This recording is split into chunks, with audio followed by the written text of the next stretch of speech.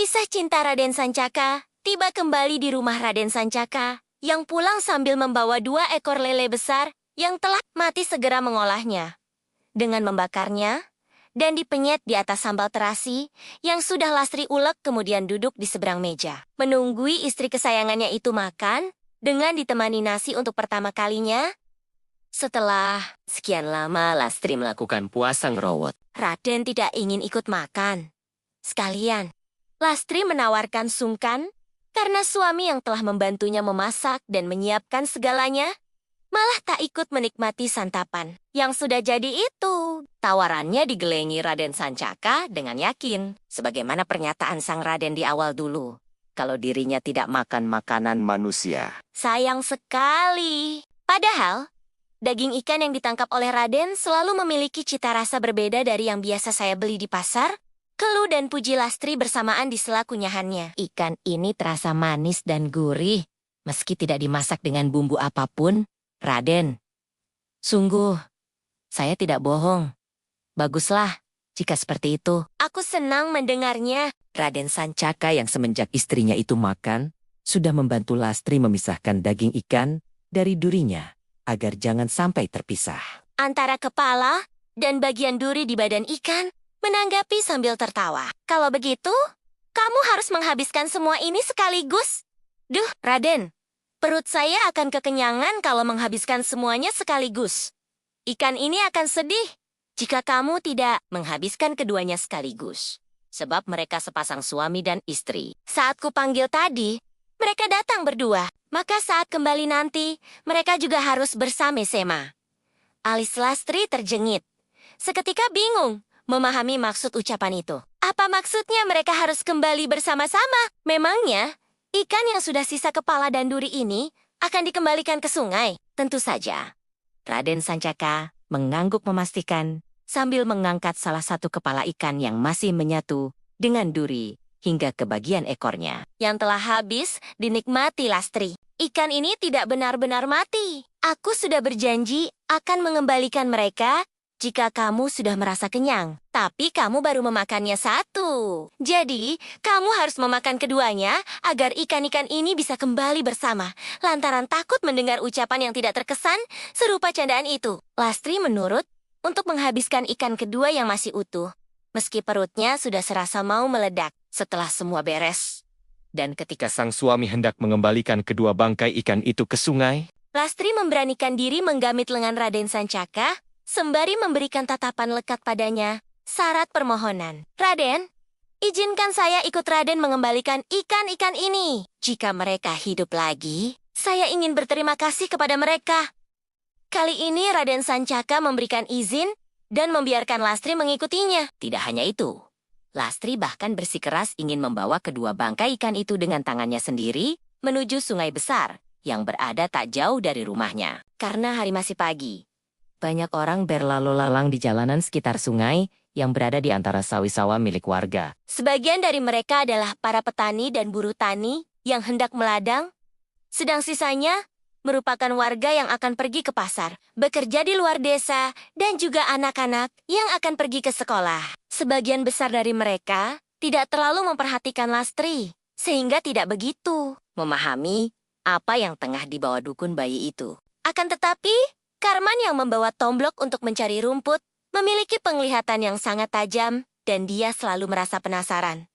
Mau kemana Mbak Lastri? Karman menyapa sopan, sembari melirik ke arah tangan Lastri yang tengah membawa 2 bangkai ikan lele dengan sangat hati-hati. Mau melepas ikan ini ke sungai, Mas Karman?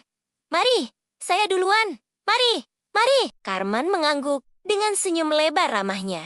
Namun setelah Lastri berlalu dari hadapan, Karman yang merasa semakin penasaran, memutuskan untuk berhenti di tempat dan menoleh kembali ke arah Lastri dengan penuh selidik. Apa Mbak Lastri serius?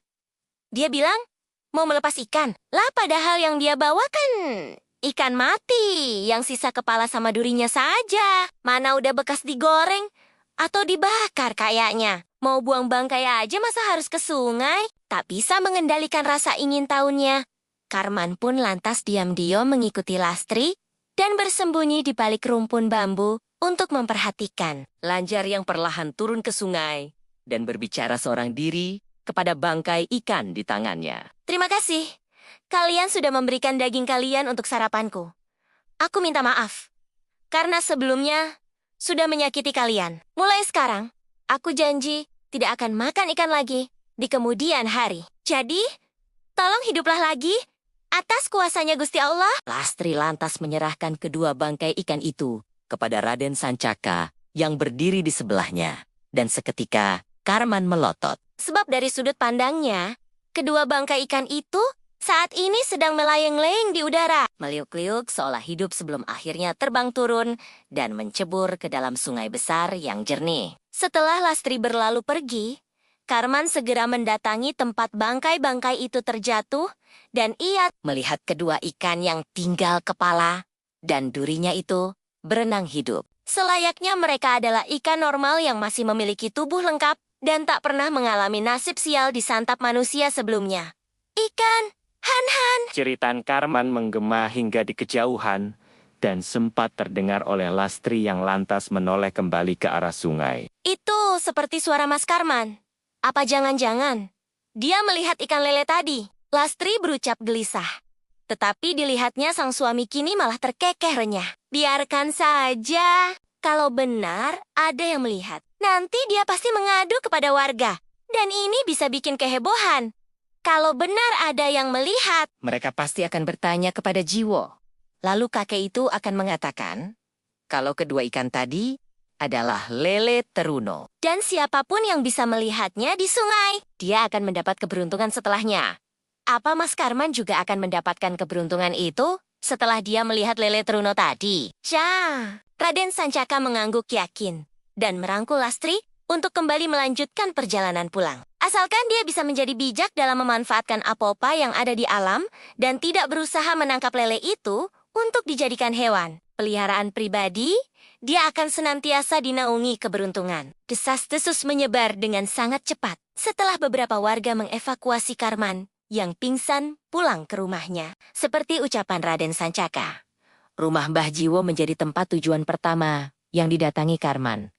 Bersama anaknya, setelah pria itu kembali punya tenaga untuk berjalan usai ambruk di sungai. Lastri itu gemar bertirakat, dan dia adalah wanita yang baik dan selalu menjaga kehormatannya. Maka, kalau dia memiliki kesaktian di luar umumnya, manusia kebanyakan itu tidak mengherankan lagi.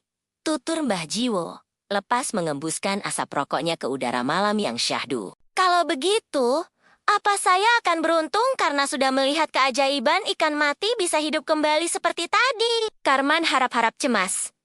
Mbah Jiwo terkekeh sebelum mengangguk-angguk. Ya, lele teruno itu bisa disebut sebagai ratunya para ikan. Biasanya, siapapun yang pernah melihatnya akan mendapatkan keberuntungan tiada putus-putus, asal jangan pernah mencoba untuk menangkapnya untuk dipelihara. Dan jangan pernah mengganggu ikan-ikan yang berenang mengikuti lele teruno. Kalau kamu menangkap dan memakan ikan yang mengikuti lele teruno, kamu akan sial. Sebab mereka adalah prajurit yang mengawal lele teruno. Pantang untuk dipelihara maupun dimakan. Apa kamu mengerti? Lanjut episode berikutnya ya. Jangan lupa, subscribe ya!